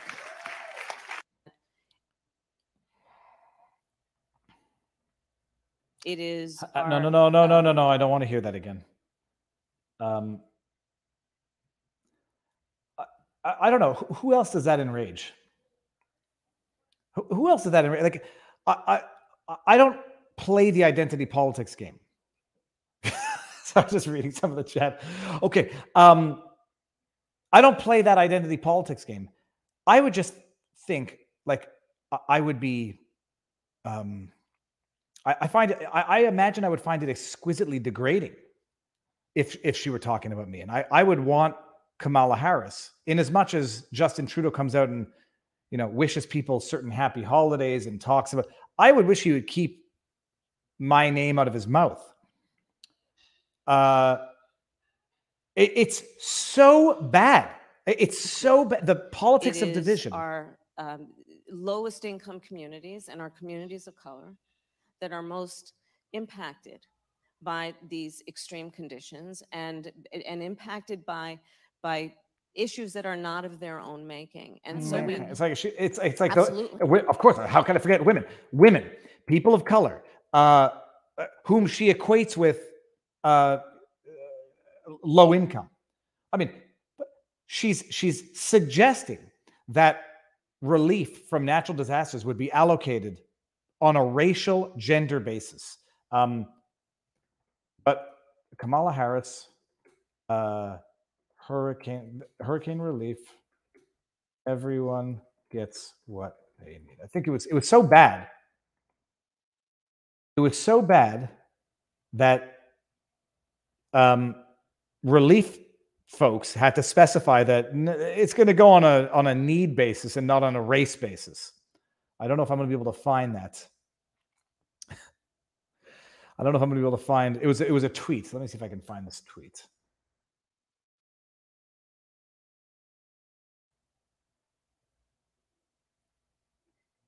Yeah, I'm not sure that I'll be able to find it, but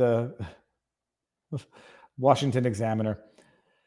Yeah, she took some flack for that statement, and rightfully so. You know, never let a good crisis go to waste, but never miss an opportunity to be racially, ethnically, religiously divisive in your government, because it's so easy just to like make everyone angry at everybody else at all times as a method of government, so that they're not angry at the government, they're just angry at each other.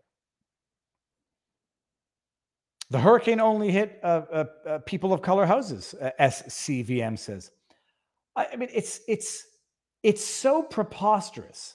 And like the person who's interviewing her goes, well, don't forget women. You got people of color, low income, women. Why? I mean, what are you basically saying, Kamala? I mean, we can extrapolate. What you're basically saying is what Scott Adams has been saying for a little while: no white men. As if, I mean, forget, you know, by region. Just in the wake of a natural disaster that has leveled people's lives, businesses, killed people, let's racialize the hurricane, because we've politicized it. The hurricane is the direct result of climate change that DeSantis ignores. It was made 10% worse by climate change, as per CTV News, in a non-peer-reviewed bullcrap study. Let's politicize that. DeSantis didn't do enough. He didn't evacuate people early enough. He's not moving fast enough now with relief funds. Bad man. Natural disaster, DeSantis aggravated. Now he's doing bad. Let's racialize it now. People are collectively suffering. Let's just say all people are suffering, but some suffering will get dealt with first based on racial or gender lines. It's nuts. Oh, SCVM says scum for simplicity. Okay. I'll go with SCVM. Well, let's just take that out. Now, I actually think we've covered everything today, people. I'm sweating, and I haven't even gotten that worked up today. Oh, every time I watch Omar Algebra with that pathological refusal to answer a question,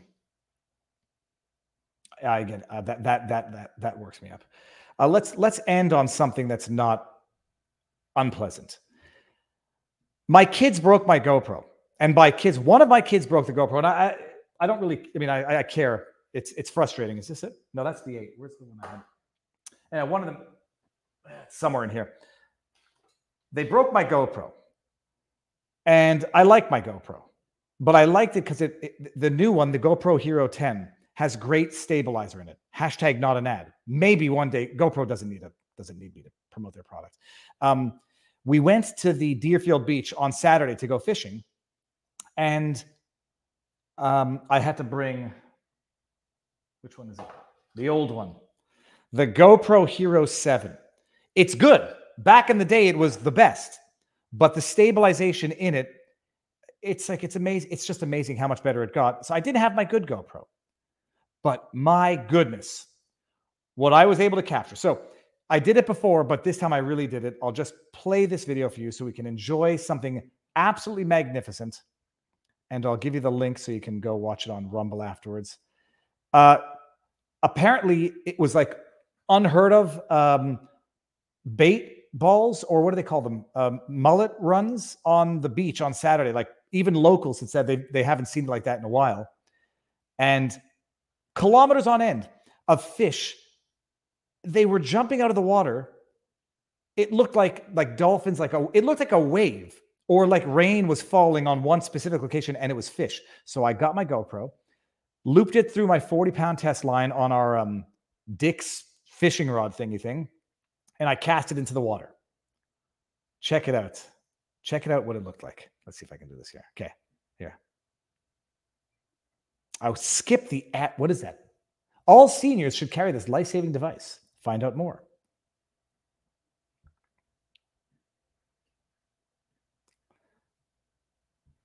The wind is bad.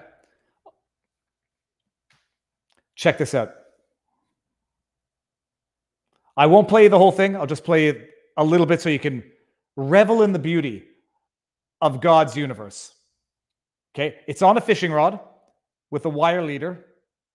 Little nauseating, and we're out.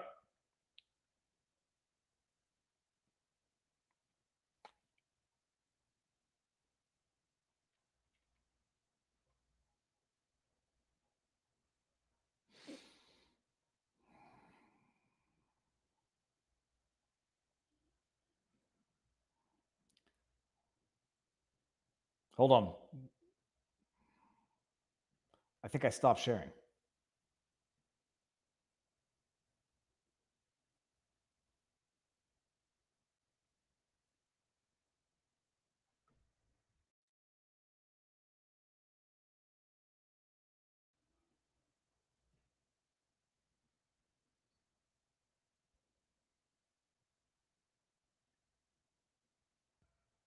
Did I cut myself out of the stream? What the heck is going on here? Add, remove people. I hear an echo. Ugh, I'm an idiot. Hold on. Am I seeing this? No, enter broadcast, end broadcast. No. Why am I hearing an echo? Okay, now I got to go back to Rumble and see if I can hear myself. I don't know if people are seeing this right now. No, I ended. You're streaming, but you've never shared the video. Okay, people, I don't know what I've done. And now I hear myself as an echo in my own head. We are not hearing an echo, but I am. This is like the stuttering app. Okay, it's not going to work. Let me give you the link. And then I'm going to end this stream because this is going to make me go crazy. Can I do it? Okay. No, I don't want to add. Now you see two of me. Holy cow. Remove. I think I know what's happening, but I can't fix it. Okay, I'm going to try. Just do this. This. Now we see shit. Okay. Still hear an echo that is extremely detracting. And now my computer just froze. Okay, we're going to see the ad again. Let me see where it's in. Okay, we're going to do this. Now I'm really schwitzing. This is deep breath. I hear myself like a half second. Now I hear music. Okay. Okay, here we go. That's throwing it into the water. Look at this.